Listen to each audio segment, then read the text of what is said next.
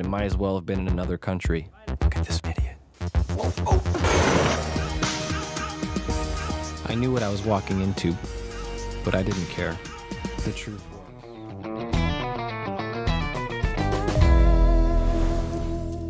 Halo guys, masih bareng Dava di sini dan cerita kali ini lagi-lagi berdasar kisah nyata dari seorang mahasiswa berumur 17 tahun bernama Toby. Kehidupan di kampusnya merubahnya total hingga menjadi seorang bandar koken. Ia bahkan harus terbang ke Kolombia untuk mendapatkan koken dan diedarkan ke seluruh penjuru kampus. Gimana cerita lengkapnya? Langsung aja guys, pasang headsetnya, jauhi tempat ramai, dengarkan baik-baik dan ini dia cerita The Cocaine Connection 2015.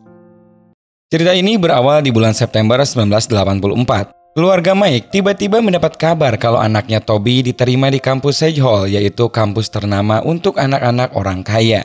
Dulu keluarganya ini adalah salah satu orang terkaya di Jerman, tetapi kini mereka kehilangan segalanya sehingga ketika Toby mendapatkan beasiswa di Sage Hall, ibunya yang bernama Ingrid tampak begitu senang.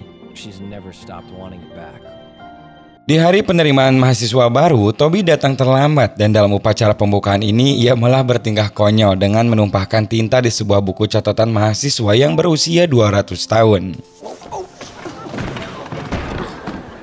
Hal itu tentu saja menjadi bahan tertawaan mahasiswa lainnya kecuali Fidel. Fidel ini anaknya pendiam dan dia adalah anak dari seorang duta besar Amerika yang ada di Kolombia. Saat itulah Toby melihat wanita cantik bernama Alex yang berjalan dengan teman-temannya. Tetapi Fidel menjelaskan kalau wanita itu sudah dekat dengan Alice, yaitu salah satu mahasiswa baru anak orang terpandang. Fidel let me know that I had no business looking at her or even thinking I could speak with her. Ketika Toby tiba di asramanya, barulah ia mengetahui siapa Alice William ini dan mereka pun sempat berbincang sedikit. Namun ternyata tak lama kemudian Toby dibawa masuk dan di sanalah tanpa ia sadar kepalanya langsung ditutup sarung bantal dan dihajar habis-habisan oleh teman-temannya Alice.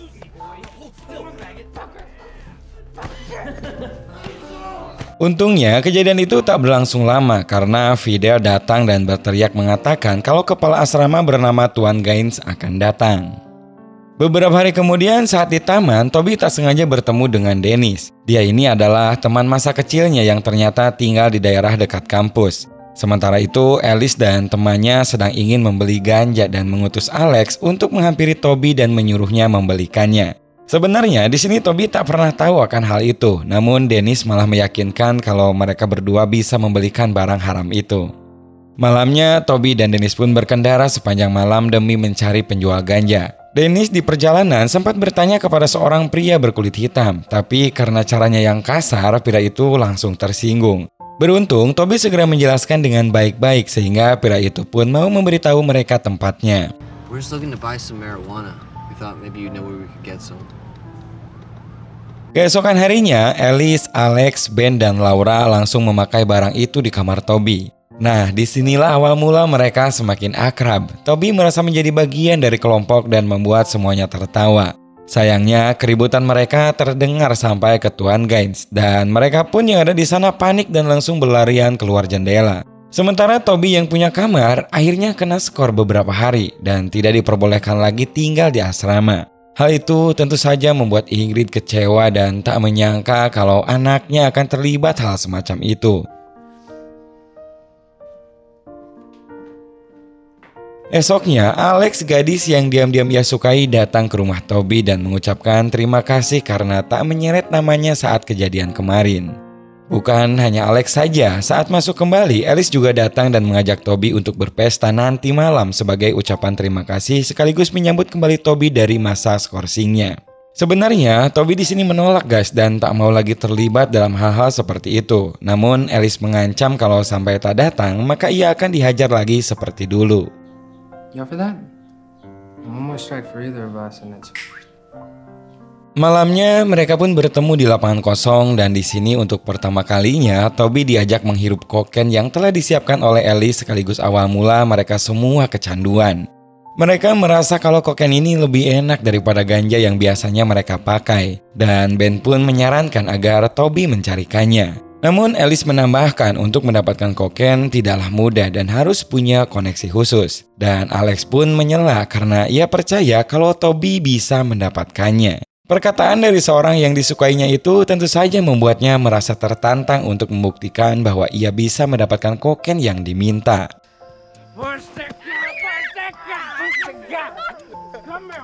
Beberapa hari kemudian, mereka pun mengadakan pertemuan dan Toby segera membagi kokain yang ia dapatkan berkat bantuan Dennis. Karena ada cuma sedikit, per garisnya ia tawarkan $100.000 atau jika ingin semua maka totalnya $500.000. Ben yang sudah merasa tak tahan ingin membeli semuanya. Alice tentu saja tak mau kalah dan langsung mengajukan tawaran tinggi seharga $700.000. No, I'll take the whole thing for 700.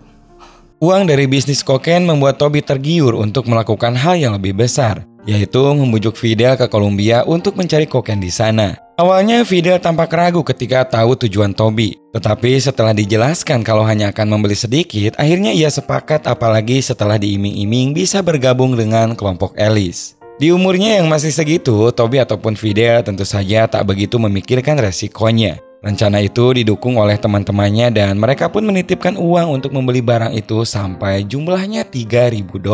Everyone put money into the first trip. We had almost $3,000. Setelah Toby mendapat izin dari orang tuanya, ia pun berangkat ke Kolombia ke rumah Fidel. Di sana mereka cukup kesulitan untuk berkeliaran karena ayahnya Fidel selalu menugaskan bodyguardnya mengawasi kemanapun mereka berdua pergi. Sampai suatu ketika saat membeli oleh-oleh, Toby berhasil mengelabui si penjaga dan segera pergi ke sebuah bar yang menurut Fidel di sana ada penjual kokain. Sesampainya di bar, Fidel ternyata salah orang guys. Ia malah menghampiri sekumpulan preman yang kemudian menghajarnya setelah tahu kalau Toby ingin membeli setengah kilo kokain. Untung saja si pemilik bar bernama Raul keluar dan melerai mereka hingga akhirnya para preman itu pun pergi. Nah, lewat Raul inilah akhirnya Toby berhasil membeli setengah kilo barang haram itu dan mengatakan kalau Raul sangat menyukai orang Amerika karena bisa menjadi langganannya. Sesampainya di rumah, ayah Fidel ternyata sedang memarahi anak buahnya karena tak bisa menjagai mereka berdua. Namun Toby membela kalau itu semua salahnya karena tadi memaksa pergi sendirian hingga akhirnya nyasar dan ketemu dengan preman. Di kamarnya, Fidel pun langsung memarahi Toby karena ia tak bisa berbohong kepada orang tuanya dan ia pun menegaskan kalau kejadian seperti ini takkan terulang lagi. I don't ever want to lie to my parents like that again. 2 hari kemudian, saat akan pulang di bandara, Toby seperti biasa melakukan pemeriksaan. Ia pun diberi beberapa pertanyaan oleh petugas bandara termasuk menanyakan barang bawaannya. Untungnya ia tak dicurigai karena narkoba itu disembunyikan di dalam patung yang terus-terusan ia bawa. Dan kepada si petugas ia pun hanya mengatakan kalau patung itu oleh-oleh untuk pacarnya. Dan sebagai catatan guys, pada waktu itu di tahun 80-an ya penjagaan masih belum ketat banget lah. Jadi untuk detektor dan lain sebagainya belum secanggih sekarang ini. Tanpa masalah dan tanpa ada kendala apapun, Toby sampai kembali kepada teman-temannya. Mereka pun tampak begitu kaget saat melihat tumpukan kokain sebanyak itu. Ellie segera menghirup sedikit untuk membuktikan kemurniannya dan ia pun semakin senang karena kokain dari Toby benar-benar asli tanpa ada campuran apapun. Setelah dibagi sesuai dengan uang yang mereka titipkan sebelumnya, ternyata kokain itu masih sangat banyak dan Toby pun berniat akan mengedarkan ke seluruh sekolah yang ada di kotanya.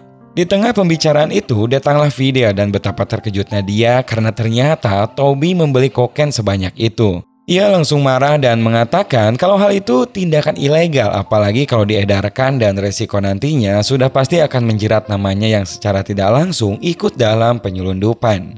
Toby pun membela kalau ini jalan satu-satunya agar kehidupannya bisa selevel dengan Alice dan anak-anak kaya lainnya.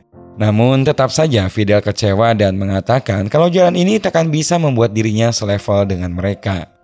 You're never gonna have her, Toby. No matter how hard you try, she's gonna use you up. Malamnya secara tak sengaja ia mendengar ayah dan ibunya sedang meributkan pamannya Toby yang tak kunjung membayar hutang. Mendengar itu akhirnya Toby pun membulatkan tekad untuk mengedarkan kokain-kokain itu demi mendapatkan keuntungan yang banyak.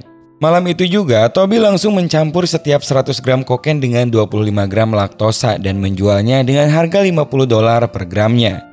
Cara itu memberikannya keuntungan yang berkali-kali lipat sekaligus jatah kokain bagi dirinya sendiri. Semakin hari, Toby semakin terkenal sebagai bandar kokain kualitas bagus dan membuatnya menerima banyak sekali pesanan. Suatu malam, ia pun diajak oleh temannya yang bernama Chuck untuk bertemu Paul, yaitu seorang yang akan membeli semua kokainnya. Awalnya, si Paul ini tertawa guys melihat Toby yang masih muda dan tak percaya ia bisa memiliki kokain Columbia yang kualitasnya bagus. Nah, baru setelah mencoba sendiri, akhirnya ia percaya kalau kokainnya memang kualitas bagus dan ia pun langsung setuju untuk membeli semuanya.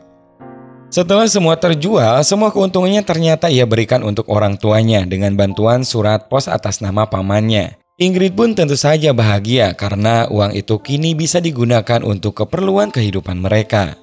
Esok harinya, Toby mengajak Alex untuk memakai kokain terakhirnya, dan di sana Alex pun memberitahu bahwa Alice akan mengadakan pesta di apartemen dan mungkin Toby akan diundang jika ia bisa membawa barang haram itu. Mendengar hal tersebut, tentu saja Toby tak mau melewatkan, apalagi kalau bisa selalu dekat dengan Alex. Ia akhirnya mengatakan kalau ia akan terbang lagi ke Columbia dan membawa kokain untuk pesta nanti. Rencana Toby pergi ke Columbia dengan cepat menyebar guys, dan membuat banyak mahasiswa menitipkan uang kepadanya. Hal ini menjadi keuntungan, selain tak usah membawa modal, ia juga pasti dapat lebih yang nantinya bisa dijual lagi. Ia pun mengatur rencana seefisien mungkin dan berbohong kepada ibunya kalau ia akan pergi ke perkemahan. Kali ini Toby tak lagi melakukan pertemuan di bar kecil, malah secara langsung ia diundang oleh Raul ke sebuah klub malam. Di sana Toby pun disambut baik dan diajak berpesta bersama. Semakin terlena tak sadar, Toby secara tak sengaja mulai banyak bercerita dan mereka pun tertawa mengetahui kalau Toby ini masih bersekolah. Why? Because I have school. Setelah mendapatkan barang itu, Toby segera kembali dan seperti biasa ia menyembunyikan barang itu di patung kecil yang seperti dilakukan sebelumnya.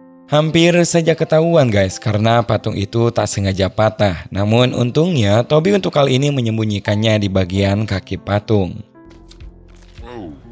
Mereka pun segera pergi menuju ke tempat Alice untuk berpesta. Tetapi ketika berada di bawah pengaruh kokain, semua orang mulai hilang kendali. Alex tanpa disadari mulai terbawa suasana mendekati Toby dan hal itu disadari oleh Alice. Dengan emosinya ia pun mengatakan kalau ia tak suka Alex dekat dengan pria lain. Emosinya tak lagi terkontrol, ia bahkan berani memukul Alex dan melanjutkan melemparkan TV keluar jendela.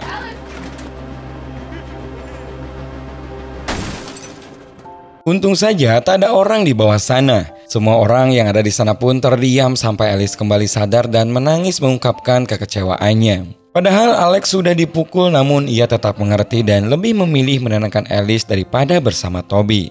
Sejak itu Toby pun merasa kalau memang tidak ada harapan lagi untuk bersamanya. Ia juga menyadari kalau semua yang telah dilakukannya selama ini tak berhasil membuatnya seperti orang lain. All I had was my coke, and suddenly I was nothing more than a servant to a bunch of sad, rich orphans. Esoknya, Alex yang mulai kecanduan meminta agar Alice mencarikan kokain dan menyarankan agar pergi ke Columbia bersama dengan Toby. Tentu saja Alex pun menolak guys karena menurutnya sangat beresiko dan tak mau jika harus dipenjara. Alex yang kecewa akhirnya pergi sendiri menghampiri Toby yang saat itu dijemput sama ibunya. Di pertemuan itu tiba-tiba guys, Alex meminta izin kepada Ingrid kalau ia akan mengajak Toby ke Florida untuk menghadiri pesta keluarga yang dihadiri oleh Senator Carolina. Alex juga mengatakan kepada Ingrid kalau Toby adalah mahasiswa yang berprestasi dan ayahnya sangat ingin bertemu dengannya. Toby tentu saja tahu maksud sebenarnya dan berusaha menolak kalau ia banyak pekerjaan rumah yang harus diselesaikan. I don't feel like making any trips right now. I got a lot of homework to do. Malamnya Ingrid yang sudah termakan obrolan Alex memberikan tas baru untuk Toby sebagai persiapan untuk pesta nanti. Ingrid pun menyarankan agar anaknya itu ikut pesta karena menurutnya suatu kesempatan bisa bertemu dengan orang-orang penting dan mungkin saja suatu saat akan berguna bagi karirnya. Toby pun akhirnya berangkat menuju Columbia bersama Alex dan menghabiskan waktu berduaan hingga akhirnya Alex secara terang-terangan menunjukkan bahwa ia mencintai Toby lalu mereka pun tidur bersama. Esoknya mereka berdua datang ke tempat Raul dan disambut baik dengan dibawa ke tempat pesta. Sementara dirinya beralasan akan membawa barang yang Toby inginkan. Namun setelah berjam-jam menunggu, Toby yang khawatir akhirnya keluar untuk mencari keberadaan Raul. Saat itulah Toby melihat kalau Raul sedang membunuh temannya karena tak setuju dengan rencana Raul yang akan menculik Alex untuk dimintai tebusan.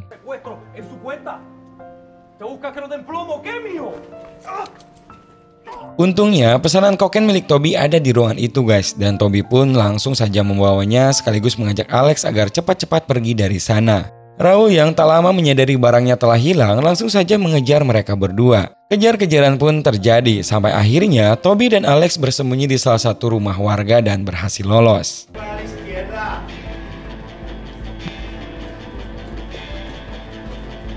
Di hari itu juga, mereka berdua pun langsung bergegas pulang dari Kolombia. Di saat yang bersamaan, Alice datang ke rumah Alex dan mendapati pacarnya tidak ada di rumah. Menurut pembantunya, Alex tengah berlibur bersama temannya dan Alice tentu saja sadar kalau teman yang dimaksud adalah Toby. Di tengah-tengah emosi itu, entah apa yang dipikirkannya, Alice malah meminjam telepon dan melaporkan kepada polisi kalau akan ada bandar besar yang terbang dari Kolombia. Yes, hello. I'd like to speak to Dr. Fielding. Yes, it's Alice Times. Sementara itu di dalam pesawat, Alex tiba-tiba meminta agar Toby menyingkirkan kokain yang mereka bawa sebelum tiba di bandara. Awalnya Toby tak setuju guys karena sudah susah-susah membawa barang itu. Namun Alex tetap memohon karena ia punya firasat tak enak dan tak mau berakhir buruk. Saat di toilet ini, Toby tampak ragu membuang semua barangnya hingga ia pun memutuskan hanya membuang 2 kg saja sementara sisanya ia masukkan ke dalam tas yang diberikan ibunya. Namun walau begitu, akhirnya Toby berhasil melalui pemeriksaan di bandara dan mereka pun merasa sangat lega.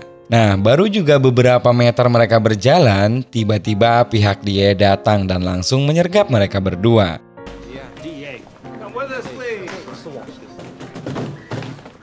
1 kilogram kokain yang ia bawa akhirnya ditemukan. Alex pun berteriak histeris sementara Toby hanya menangis menyesali semua yang telah terjadi.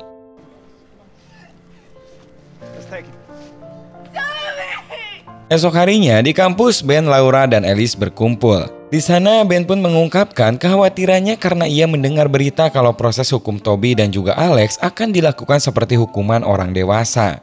Namun Alice menenangkan kalau mereka bertiga tidak akan tertangkap karena ia sudah membayar kepala sekolah agar mendapat pembelaan. Namun beda bagi Laura, ia tampak begitu stres, begitu takut dengan keterlibatannya jika sampai terbongkar. Apalagi saat menelpon orang tuanya, tak ada satupun yang menjawab karena sedang sibuk bekerja. Akhirnya, ia yang sudah tak bisa lagi berpikir jernih, memilih bunuh diri, menjatuhkan diri ke jurang dan ditemukan setelah 2 hari kemudian.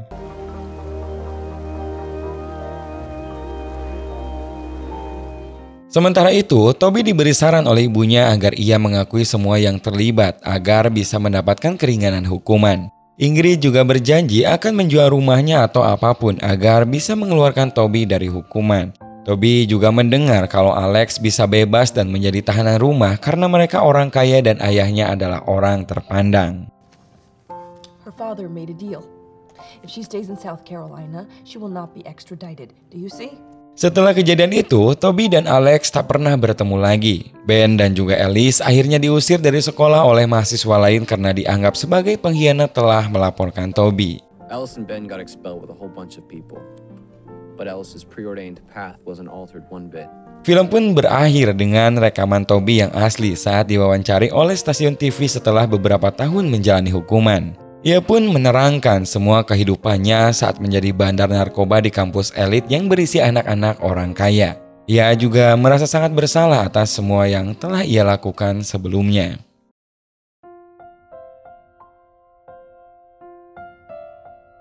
Buat film kali ini simpulin sendiri deh guys, gimana hikmah yang bisa kalian ambil. Intinya orang tua selalu menyarankan yang terbaik untuk anaknya, dan narkoba lagi-lagi ya bikin rugi guys. Mau jadi bandar ataupun pemakai sama-sama bikin bego. Pokoknya jauhi aja deh hal-hal yang kayak begituan. Buat kalian yang mau request film kisah nyata lagi, langsung aja guys tulis di kolom komentar di bawah. Terima kasih buat kalian semua yang udah nonton video ini sampai akhir dan sampai jumpa lagi di video 7 menit selanjutnya.